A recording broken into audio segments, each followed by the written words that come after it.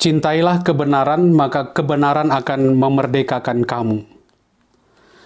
Beberapa bulan yang lalu, kita dikejutkan oleh pengakuan Joseph Paul Zhang yang mengaku sebagai Nabi ke-26. Dan banyak orang itu memberi reaksi yang bermacam-macam. Ada yang keras sekali, ada yang ya kurang lebih ya bisa menerima. Tapi saya cukup heran ya, orang begitu cepat bisa menghakimi seseorang. Ya ada yang mengatakan dia gelandangan rohani, dia pecundang, dia menghina, menista agama, bahkan ada yang mengatakan dia itu menghina Yesus Kristus.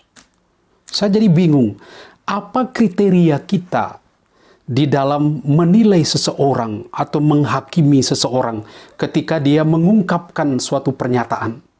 Seperti misalnya, saya Nabi ke-26. Lalu kenapa reaksi orang begitu fantastis, ya, begitu hebat? Mestinya kan ada kriteria kita. Ketika kita mau menilai, oh benar nggak dia Nabi atau tidak? Mestinya kita tahu apa itu Nabi, ya, sehingga kita lalu katakan, wah ini dia ngelawan ini, nggak benar ini, dia keliru. Seperti itu kan harus ada kriteria dulu. Apakah seorang Nabi itu? Dan kita dengarkan bagaimana reaksi Paul Zhang ketika dia diserang begitu banyak. Iya, ini kan kita hak untuk berbicara, hak untuk berekspresi.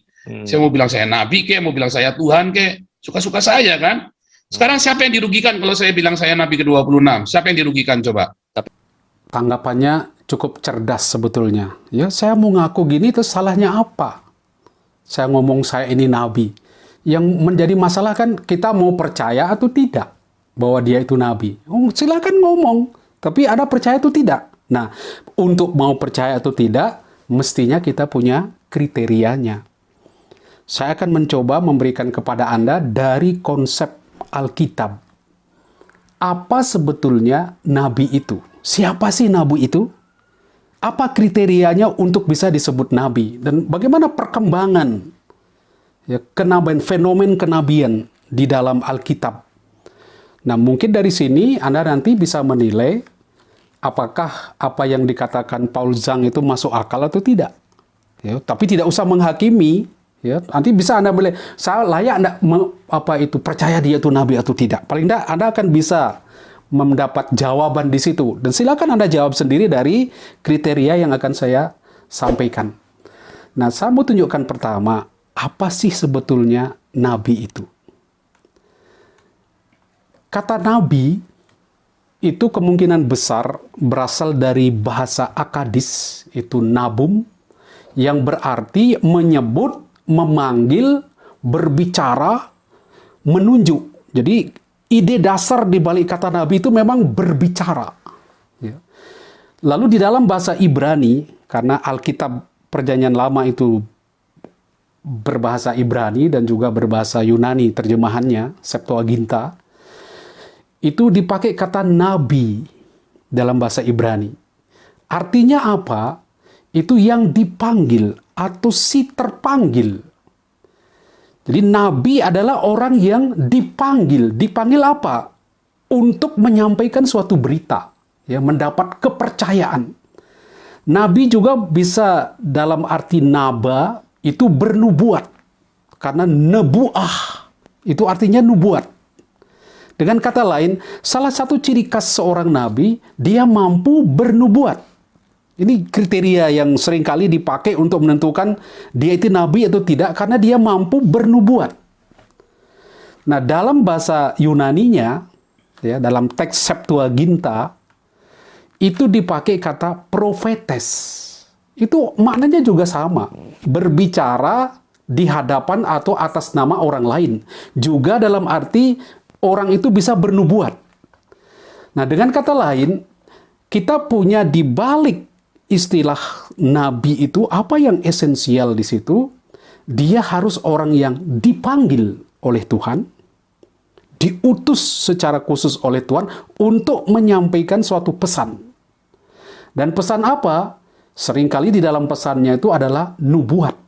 Ya, saya beri contoh misalnya di dalam 1 Samuel bab 10 ayat 11, bunyinya begini. Semua orang yang mengenalnya dari dahulu melihat dengan heran bahwa ia bernubuat bersama-sama dengan nabi-nabi itu. Lalu berkatalah orang banyak yang satu kepada yang lain, apakah gerangan yang terjadi dengan anak Kis itu? Apa Saul juga termasuk golongan nabi? Jadi ketika mereka lihat Saul bertingkah laku seperti nabi, ada bersama nabi, bernubuat bersama nabi, mereka langsung pikir, jangan-jangan Saul juga, Raja Saul jangan-jangan dia juga seorang nabi. Kenapa? Karena bisa bernubuat. Lihat lagi di Yeremia 14 ayat 14. Jawab Tuhan kepadaku, para nabi itu bernubuat palsu demi namaku. Aku tidak mengutus mereka, tidak memerintahkan mereka, dan tidak berfirman kepada mereka. Mereka bernubuat kepadamu penglihatan bohong, ramalan bohong, dan tipu rekaan hati sendiri. Jadi nabi ngomongnya dia bernubuat, padahal itu dia mereka-reka. Jadi kriteria seringkali untuk menentukan orang ini nabi atau tidak, yaitu kemampuan dia bernubuat. Tapi seringkali seorang itu bergaya bernubuat, tapi yang terjadi lubuat. Jadi dia omong kosong, mereka-reka saja. Oh, kira-kira Tuhan ngomong begini. Lalu dia sampaikan seakan-akan dari Tuhan. Nah, ini ya nanti akan dites bagaimana perwujudannya nanti. Di situ akan lihat, oh ini engkau bohong, ini engkau nabi sejati dari kemampuan dia bernubuat. Oleh karena itu, di dalam perjanjian lama, nabi itu sering disebut kosheh. Dari kasyah itu melihat. Jadi nabi itu pelihat. Atau ro'eh, dari kata ra'ah, melihat. Misalnya, saya tunjukkan kepada Anda di 1 Samuel, bab 9 ayat 9. Dikatakan, dahulu di antara orang Israel, apabila seseorang pergi menanyakan petunjuk Allah, ia berkata begini, mari kita pergi kepada pelihat, sebab nabi sekarang ini disebut dahulu pelihat. Jadi, ini ciri khas seorang nabi lagi. Dia punya kemampuan melihat apa yang orang lain tidak lihat. Khususnya apa yang akan terjadi di masa depan. Itu keistimewaan seorang nabi. Nah, di dalam perkembangannya, orang lalu melihat apa kira-kira kriteria seorang nabi. Kalau kita mau susun kurang lebih apa kriteria seorang nabi. Pertama, dia harus orang yang penuh roh. Dia orang yang dirasuki oleh roh, sehingga dia mampu menangkap inspirasi ilahi yang sering disebut wahyu kenabian.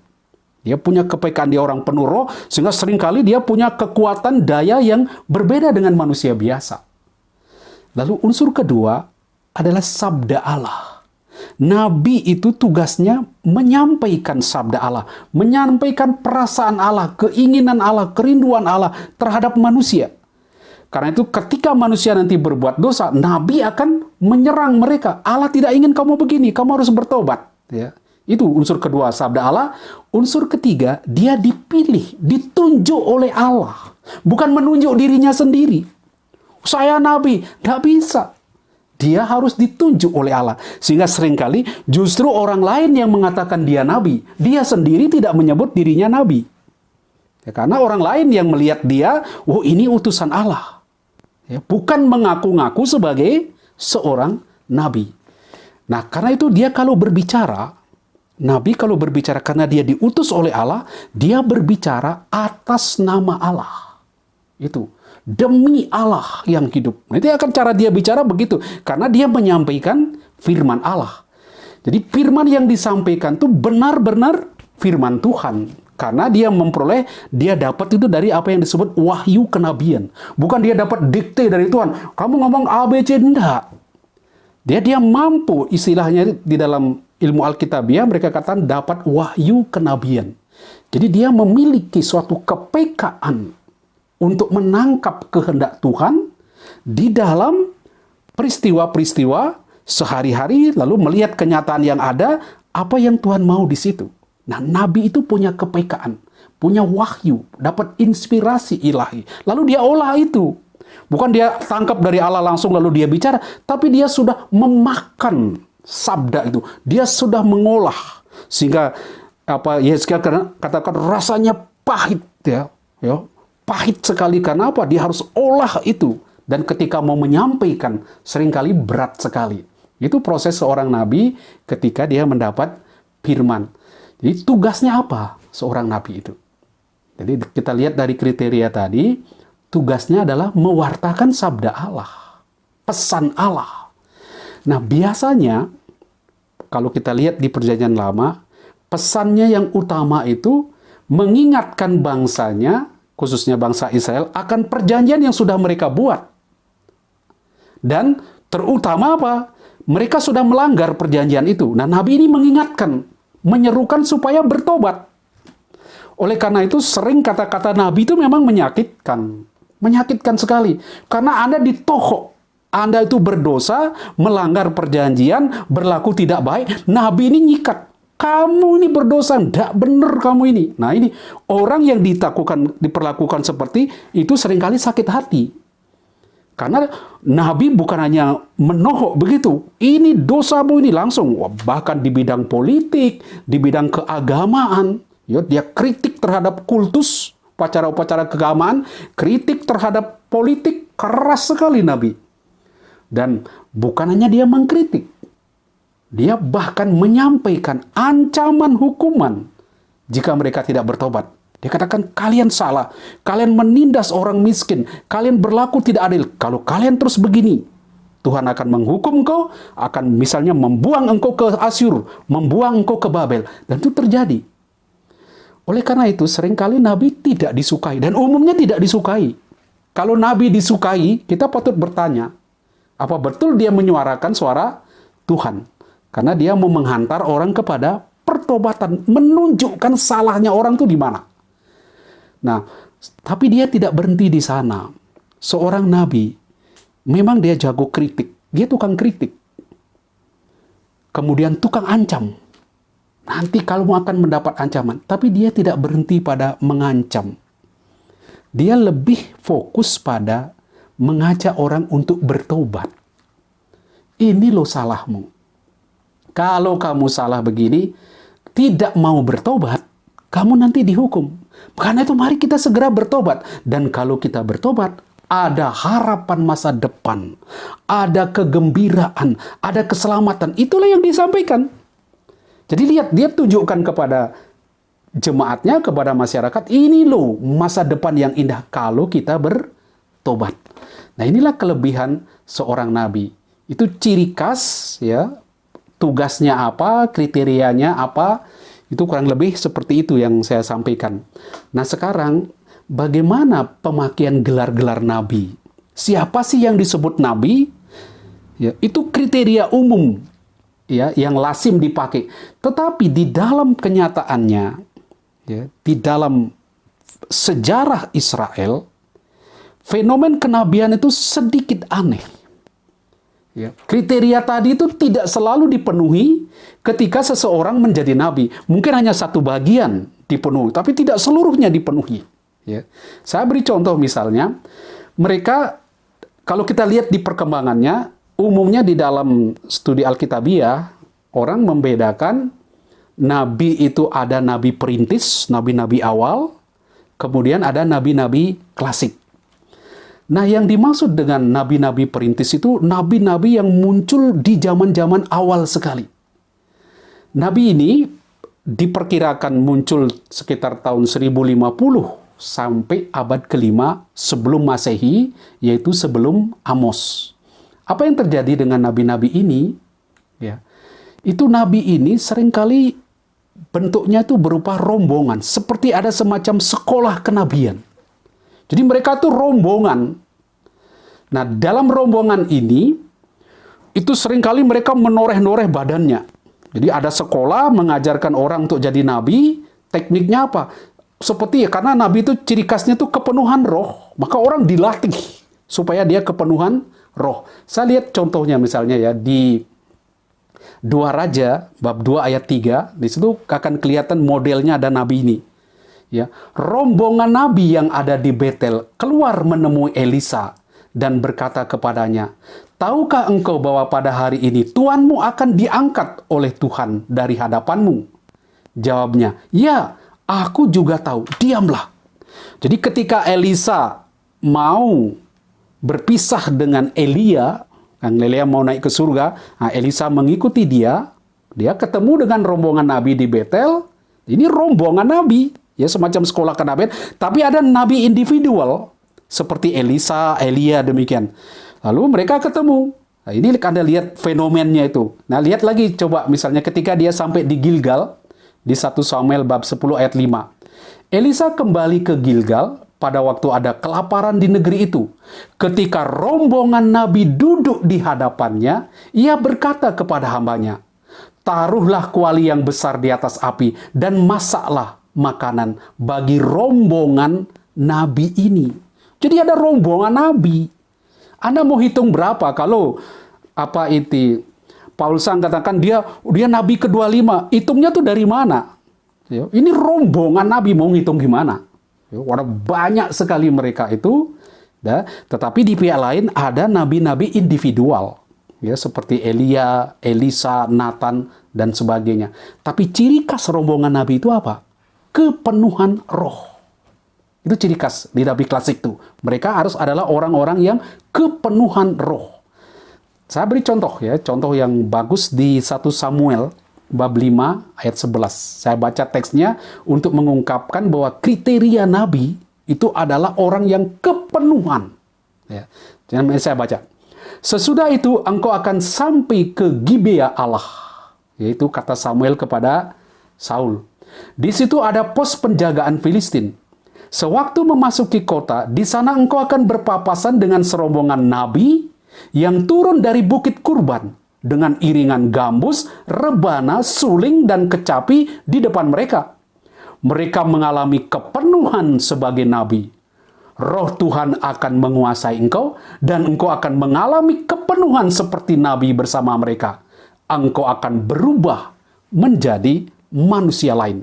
Nah, ini kriteria utama menjadi nabi itu orang yang kepenuhan roh. Dan itu biasanya gak jelas ya apa yang mereka buat, apakah mereka mewartakan sabda Allah, itu gak jelas. Oleh karena di bagian awal, kita tidak tahu persis apa kriteria ketika menyebut seseorang sebagai nabi. Ya, kriteria yang saya berikan di atas itu tidak selalu dipakai di masa-masa awal. Sebagai contoh, mengapa Abraham disebut nabi? Padahal Abraham tidak pernah mewartakan sabda Allah. Ya, mungkin karena dia berdoa. Mungkin dia menjadi teladan hidup yang taat. Tapi tidak pernah dia dikaitkan dengan orang yang kepenuhan roh dan orang yang mewartakan sabda Allah. Ishak. Apa kenabian Ishak? Tapi dia disebut nabi. Yakub. Apa? Juga tidak jelas. Tapi dia disebut nabi. Nah, ini yang saya katakan Harun, Miriam, Deborah, itu juga disebut nabi. Tanpa kita tahu persis, mungkin karena dia berdoa, mungkin karena dia mengarang nyanyian yang indah, Deborah itu, sehingga dia diberi gelar kenabian. Jadi kita tidak bisa kaku sekali dengan istilah nabi. Tapi kriteria tadi yang saya sampaikan, itu menjadi kriteria dasar ketika orang mau menilai seseorang sebagai nabi. Nah, kita masuk sekarang ke nabi-nabi klasik. Ya. Di nabi awali Anda akan lihat ada tokoh besar, itu ada Samuel. Mungkin nabi yang terbesar di bangsa Israel itu Nabi Musa. Karena memang dia hampir memenuhi semua kriteria nabi. Dia penuh roh, dia mewartakan sabda Allah, ya, dia mengkritik, ya, dia melawan pemerintah Firaun dan sebagainya. Dia boleh dikatakan nabi terbesar di dalam perjanjian lama, Musa itu. Bahkan dia berhadapan dengan Tuhan muka ke muka. Ya, dia bisa berbicara dengan Tuhan, dia diutus oleh Tuhan. Itu hampir semua terpenuhi kriteria kenabian di dalam diri Musa. Tapi kemudian kita melihat di dalam fenomen selanjutnya, misalnya di masa-masa awal ketika Israel masuk ke tanah terjanji, kita lihat ada Nabi Samuel. Ini nabi yang cukup besar di situ, Ya, dia merintis sistem kerajaan, lalu ada Nabi Gad, Nabi Nathan, Nabi Ahia, kemudian ada Elia. Nah, apa yang dilihat di situ?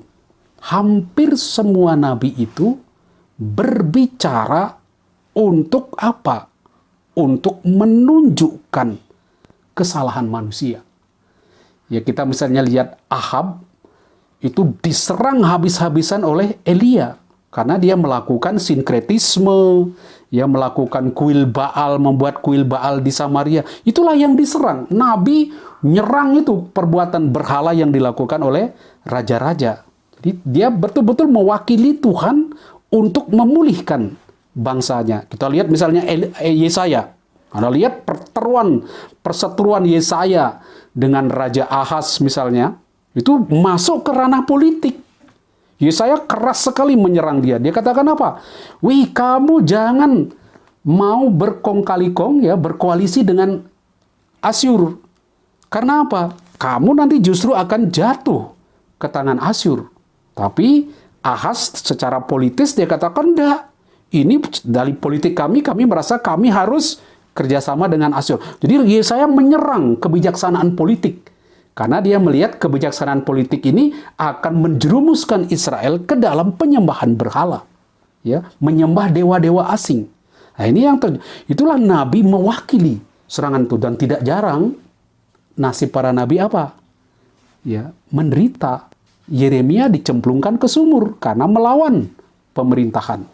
Begitu juga kita lihat apa yang terjadi dengan Amos. Ya, dia disepak dari Betel di situ supaya disuruh kembali kau ke negeri asalmu, ke Tekoa.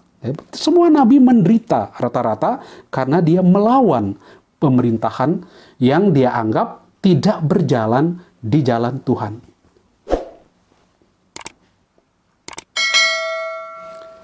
Singkat kata, nabi-nabi klasik itu, ya, mereka umumnya dibenci. Ya, dan banyak sekali menderita.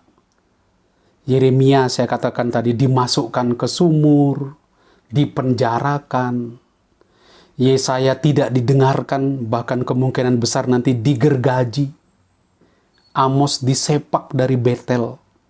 Karena apa? Karena dia menyampaikan pesan Tuhan yang seringkali tidak enak untuk didengar, menyakitkan. Tapi tujuannya memang untuk memperbaiki moral tingkah laku seseorang. Ya, terutama supaya mereka menjadi orang-orang yang menegakkan keadilan dan kebenaran. Maka Nabi memang banyak sekali terlibat di dalam kritik sosial, melawan ketidakadilan sosial, melawan kritik terhadap ibadah palsu. Ya, karena banyak sekali mulai dari dulu orang kelihatan saleh, ya, berdoa ke gereja tapi hidupnya tidak karuan. Nah, ini dikecam, kamu jangan pakai ibadah itu untuk menutupi kejahatanmu. Oh, ini Nabi keras sekali dan orang sakit hati mendengar itu. Maka Nabi tidak disukai. Demikian saya katakan tadi, ya, Nabi yang bersikap demikian, tapi ada juga nabi-nabi yang ada supaya disenangi, lalu dia menyampaikan pesan-pesan, ngomongnya pesan Tuhan. Tetapi sebetulnya apa? Karangannya sendiri. Dia bisa aja mengklaim, saya ini diutus Tuhan, Tuhan berbicara kepada saya, dia mengatakan A, B, C, D. Tapi omong kosong. Dan biasanya nabi yang demikian ini, kata-katanya menyenangkan raja, menyenangkan pejabat. Saya beri contoh ya, ketika ada pertarungan, ya, yang seru sekali antara Yeremia, ya, yang bertarung kuat sekali untuk membuktikan siapa nabi palsu dan siapa nabi yang benar. Kita lihat pertarungannya di sini. Ya, saya beri di teks, coba kita lihat di kitab Yeremia bab 38. Ya. Saya baca teksnya, bagaimana dia mau membuktikan pertarungannya dengan seorang nabi palsu, ya, yang mencoba menyenangkan hati raja, sedangkan Yeremia justru mau menyampaikan pesan yang tidak menyenangkan. Dia katakan begini di bab 38 ayat 2. Beginilah firman Tuhan, siapa yang tinggal di kota ini akan mati oleh pedang, kelaparan dan penyakit sampar. Tetapi siapa yang pergi kepada orang Kasdim, ia akan tetap hidup. Nyawanya sendiri yang diamankannya sebagai rampasan, dan ia akan tetap hidup. Beginilah firman Tuhan, kota ini pasti diserahkan ke dalam tangan tentara Raja Babel yang akan merebutnya. Lalu para pemuka berkata kepada raja, biarlah orang ini dihukum mati, sebab sesungguhnya dengan mengatakan hal-hal seperti itu, ia akan melemahkan semangat prajurit yang masih tersisa di kota ini dan semangat segenap rakyat. Jadi, apa yang dikatakan oleh Yeremia itu menyakitkan sekali bagi orang Israel, bagi rajanya. Kenapa? Dia katakan di dalam situasi orang bermusuhan dengan Babel, yaitu Irak waktu itu, Yeremia katakan, sudahlah, engkau nyerah saja kepada Irak, kepada Babel. Ayo bersahabat dengan Babel, jangan berkelahi dengan mereka, berdamai. Justru engkau akan hidup enak di situ. Wah, mereka rasa kebanggaan mereka sebagai bangsa itu merasa terhina. Dia katakan, ini nabi macam apa? Melemahkan semangat pejuang para prajurit. Sudah habisin saja dia, bunuh saja nabi seperti ini. Karena apa? Ini tidak nasionalis. Nabi macam apa ini? Ya, menyuruh kita berdamai dengan musuh. Dia katakan, padahal apa yang terjadi? Benar apa yang dikatakan oleh Yeremia? Ya, justru kalau mereka lawan Babel, mereka akan dihancurkan oleh Babel. Mari kita lihat sekarang nabi palsu yang nyaingi Yeremia, yaitu Nabi Hananya. Kita lihat di dalam Yeremia bab 28. Saya baca teksnya ya. Pada tahun itu, di awal pemerintahan Sedekia, Raja Yehuda, pada bulan kelima tahun keempat, Nabi Hananya bin Asur, yang berasal dari Gibeon, berkata kepadaku di rumah Tuhan, di depan mata para imam dan seluruh rakyat.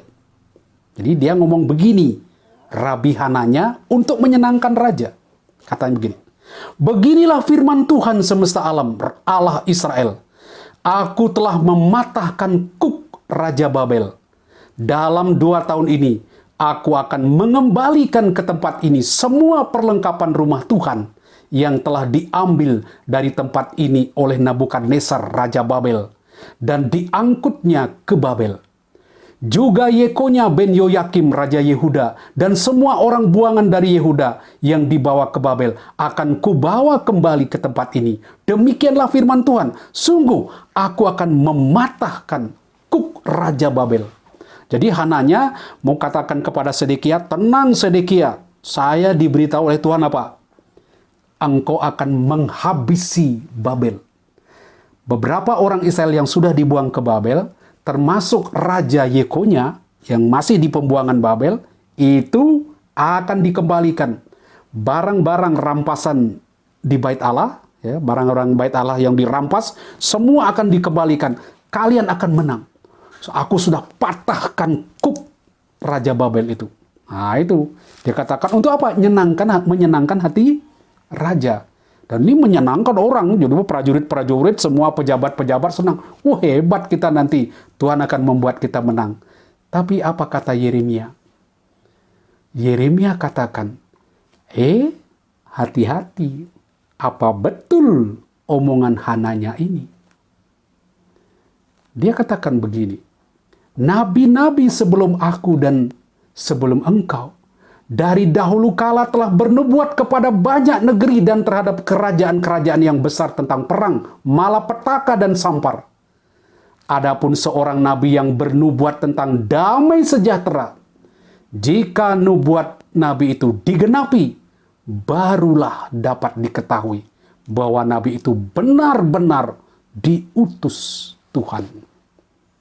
Jadi dia katakan, kalau nabi itu ngomong tentang malapetaka, tentang bencana, dan sebagainya, hukuman dari Tuhan, supaya kalian bertobat, itu lazim. Ya, lazim, karena apa? Mau mengajak Anda bertobat. Tapi kalau ngomongnya baik-baik saja, oh kau nanti enak, hidupmu enak, hati-hati. Karena justru apa? Dia bisa mengelabui engkau untuk menyenangkan engkau. Dia bisa benar-benar nabi sejati walaupun menyampaikan sesuatu yang baik, kalau apa yang dikatakan terpenuhi. Kalau tidak, dia omong kosong. Lalu, apa yang terjadi? Kita lihat pertarungan antara Nabi Hananya dan Nabi Yeremia.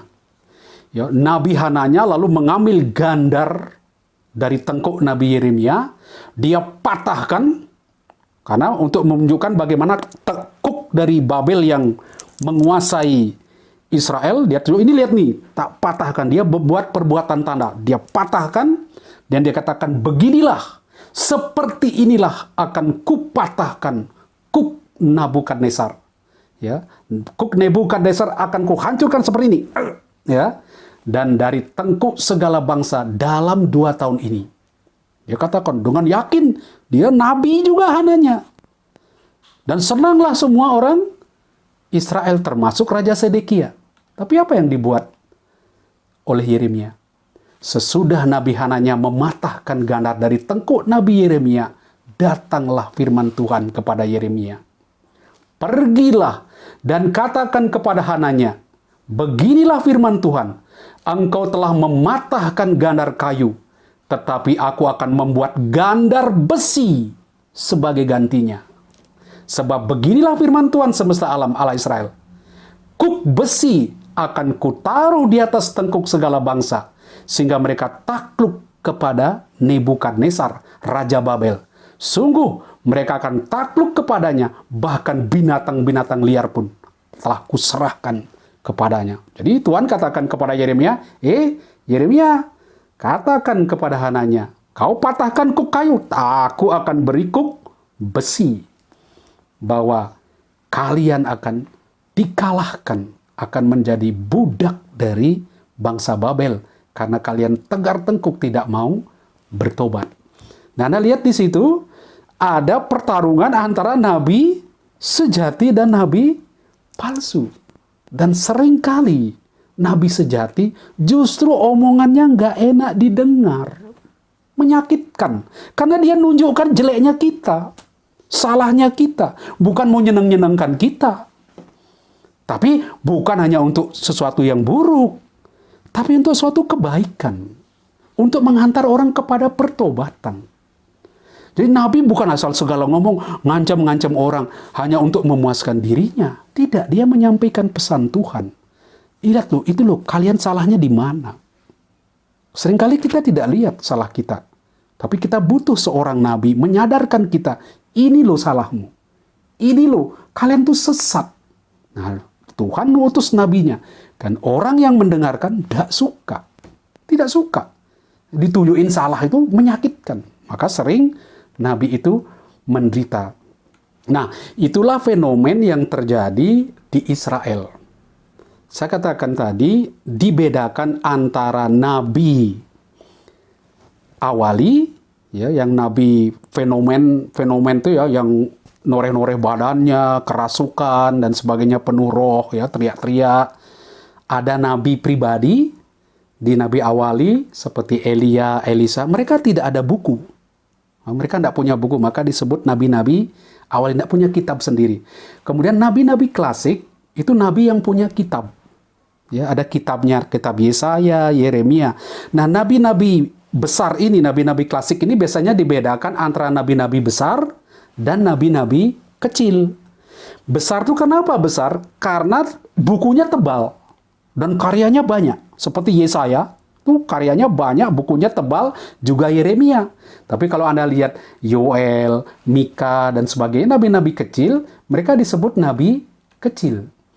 Nah, di dalam perkembangan sejarahnya, setelah Israel dibuang ke Babel, karena nabi itu sering mengecam mereka, kamu kalau tidak mau bertobat, nanti dibuang ke Babel loh. Dibuang ke Asyur. Ternyata mereka tidak mau bertobat, akhirnya dibuang sungguh ke Babel. Nah, setelah pembuangan Babel, itu masih kita dengar ada nabi seperti Maleaki, ada Obaja, ya, pada tahun 450 sebelum Masehi. Tapi pelan-pelan kita lihat fenomen kenabian itu hilang. Tidak ada lagi nabi khas yang diutus oleh Tuhan untuk menyampaikan suatu pesan kepada orang Israel. Itu seperti sirna di situ. Ya, apa yang terjadi? Kita tidak tahu. Apakah karena mungkin orang tidak lagi punya kemampuan seperti nabi-nabi dahulu, kepekaan melihat sabda Tuhan di balik peristiwa-peristiwa sejarah, mampu menangkap pesan Tuhan di situ. Ya, sudah ada perubahan sistem manusia, ya, sistem pikirnya, cara pikirnya yang berbeda. Malah mereka mulai banyak berbicara tentang teks-teks apokaliptik. Ya, nabi-nabi mulai sepertinya hilang dari peredaran. Tapi kita lihat di dalam perjanjian baru, jadi mulai tahun 405 itu sampai ke perjanjian baru abad pertama, kita tidak lihat lagi banyak nabi. Nah, di perjanjian baru, kita dikejutkan oleh adanya tokoh seperti misalnya Yohanes Pembaptis. Yohanes Pembaptis, semua orang lihat dia sebagai nabi. Walaupun dia tidak mengatakan saya nabi, tapi orang lihat dia sebagai nabi, bahkan dipikir inilah Elia yang datang. Karena Elia dulu naik ke surga, ya, hidup-hidup dia langsung naik ke surga, ditunggu kedatangannya, dipikir Yohanes Pembaptis inilah nabi. Apa ciri khasnya? Dia menubuatkan. Ini ciri khas seorang nabi, dia menyampaikan pesan Tuhan, bertobatlah. Itu, Anda lihat. Ciri khas nabi, mengajak orang bertobat. Lalu apa? Menubuatkan. Apa yang dinubuatkan? Akan kedatangan Mesias. Kemudian, bagaimana dengan Yesus? Yesus sebetulnya bukan nabi. Dia bukan nabi. Dia adalah Allah yang menjadi manusia. Tetapi, cara dia hadir di dunia ini karena juga menunjukkan kebenaran Tuhan, menunjukkan kehendak Tuhan, menunjukkan jalan Tuhan, membawa orang kepada pertobatan. Bertobatlah sebab kerajaan Allah sudah dekat. Maka apa? Ciri kenabian ada pada dia. Lalu untuk menguatkan ciri-ciri kenabiannya, Yesus bukan hanya mengajar, membawa orang kepada pertobatan, dia juga bernubuat. Dia menubuatkan kehancuran Yerusalem. Dia juga menubuatkan, memprediksi ketika para murid akan mengadakan perjamuan terakhir. Dia katakan, pergilah ke kota Anu, nanti kau akan ketemu dengan orang, ya, ayo ambil keledainya dan sebagainya. Dia menubuatkan sesuatu. Karena iman gereja awali juga melihat Yesus sebagai nabi. Maka punya kemampuan bernubuat selain mengajak orang untuk bertobat. Jadi ciri kenabian itu masih ada di situ. Ya, bahwa dia menyampaikan pesan Tuhan, mengajak orang untuk bertobat, dan dia penuh roh. Ya, dia harus penuh roh dan bisa bernubuat. Nah, setelah Yesus bangkit, ya, lalu dia naik ke surga, bagaimana dengan gereja awali? Apa masih ada nabi di gereja awali? Saya katakan kepada Anda, masih ada. Tetapi modelnya tidak lagi seperti di perjanjian lama. Dia tampil nabi individual, langsung membuat buku, cerita kemana-mana, mewartakan sabda Tuhan kemana-mana, menyerang institusi, ya, mengajak orang, mengecam orang atas kejahatan-kejahatannya. Tidak, agak berbeda di dalam perjanjian baru. Ya, ada nabi, masih ada nabi di dalam perjanjian baru, tetapi nabi menjadi semacam karunia khusus dari Tuhan. Saya baca misalnya di dalam Kisah Para Rasul, ya, Yudas dan Silas yang adalah juga nabi, lama menasihati saudara-saudara itu dan menguatkan hati mereka. Jadi ada orang-orang yang punya karunia, bisa menasihati, bisa mengajar, itu disebut nabi. Bahkan pemimpin-pemimpin di gereja awali, mereka juga disebut nabi. Ya, para pemimpin, ada nabi, ada pengajar. Ya, itu seringkali dua orang ini menduduki posisi pimpinan di jemaat awali. Mengapa perlu seorang nabi? Karena belum ada buku waktu itu. Perjanjian baru belum ada. Sehingga membutuhkan orang yang bisa menafsirkan ajaran-ajaran para rasul, ajaran-ajaran Yesus, memahami dengan baik. Dia membutuhkan roh yang memampukan dia menangkap, memahami ajaran Yesus untuk diajarkan, disampaikan kepada jemaat. Maka itu ada nabi. Saya beri contoh kepada Anda. Ya, misalnya di Antioquia, itu banyak guru-guru yang disebut nabi. Misalnya di 1 Korintus, lihat saya beri contoh di 1 Korintus ya, ada apa ini karunia kenabian. Dan Allah telah menetapkan beberapa orang dalam jemaat. Pertama sebagai rasul, kedua sebagai nabi. Ketiga sebagai pengajar. Itu sebetulnya struktur di dalam gereja. Ada yang jadi nabi, ada yang jadi pengajar, ada yang jadi rasul. Artinya apa? Mereka diminta memimpin jemaat untuk apa? Menasihati jemaat, menunjukkan kehendak Allah di tengah-tengah mereka. Jadi ini, tapi nabi juga bisa bernubuat, ya. Masih ada model nabi yang bernubuat di dalam gereja awali. Saya beri contoh misalnya di dalam Kisah Para Rasul bab 11 ayat 28. Seorang dari mereka yang bernama Agabus bangkit dan oleh kuasa roh ia mengatakan bahwa seluruh dunia akan ditimpa bahaya kelaparan yang besar. Hal itu terjadi juga pada zaman Claudius.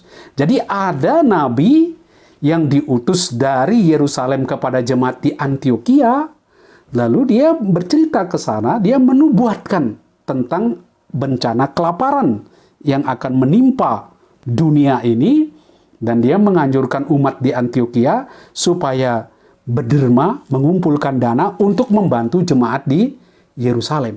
Jadi nabi juga ada unsur bernubuat. Nah, bagaimana dengan sekarang? Ya, kita lihat di gereja awali masih ada nabi. Walaupun modelnya sudah berbeda. Ya, dia lebih sebagai pengajar, bahkan mungkin penafsir. Ya, apa itu kehendak Allah yang belum dibukukan secara fix pada waktu itu. Tetapi juga dia pemimpin di dalam jemaat. Lalu bagaimana dengan sekarang?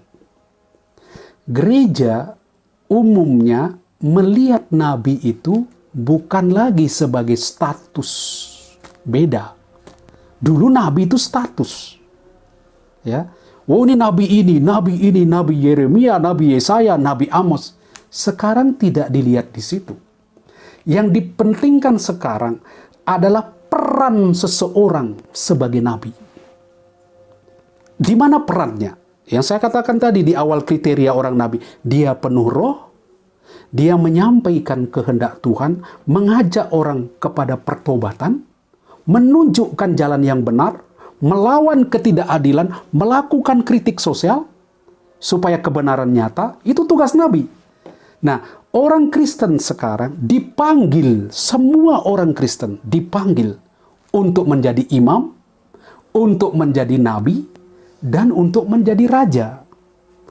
Menjadi imam artinya menguduskan, menjadi raja dia memimpin, menjadi nabi dia pewartaan. Dia melakukan kritik sosial. Oleh karena itu, kalau seorang mengaku dirinya sebagai nabi, sebenarnya tidak perlu ngaku sebagai nabi, itu tugasmu jadi nabi. Nabi bukan lagi status. Kita tidak perlu lagi mengklaim, saya ini nabi. Kalian memang harus nabi di dunia ini. Tapi bukan sebagai status, saya nabi ke-26. Saya nabi ke-27. Malah sulit sekali. Coba Anda hitung di dalam kekristenan. Ada berapa nabi? Rombongan nabi itu aja berapa? Kan kita tidak tahu jumlah nabi sampai sekarang. Apalagi kalau hitung lagi di perjanjian baru sampai Agabus misalnya tadi. Berapa puluh nabi. Tidak penting status itu. Tapi yang penting bagi kita, peran kita sebagai nabi. Nah, silakan Anda refleksikan. Apakah Paul Zhang ini memang dia berperan sebagai nabi? Jangan lupa, seorang nabi adalah orang yang penuh roh. Kata-katanya harus mengungkapkan bahwa dia memang diutus Allah untuk menyampaikan suatu kebenaran, untuk menegakkan keadilan, untuk melakukan kritik sosial, membawa orang kepada pertobatan. Tunjukkan salah orang, tapi bukan untuk membuat orang sekedar sakit hati, tapi bawa orang kepada pertobatan walaupun itu sakit. Dan nabi selalu berbicara atas nama Allah dan untuk Allah. Tidak pernah untuk kepentingannya sendiri. Jauh bagi seorang nabi mengejar kepentingan pribadi. Dia hanya ingin membawa orang kepada jalan kebenaran. Dan seringkali karena perannya itu, dia justru sangat menderita. Dia justru sangat susah. Nah, mudah-mudahan kita semua sadar akan panggilan kita. Kita semua harus menjadi nabi. Terima kasih.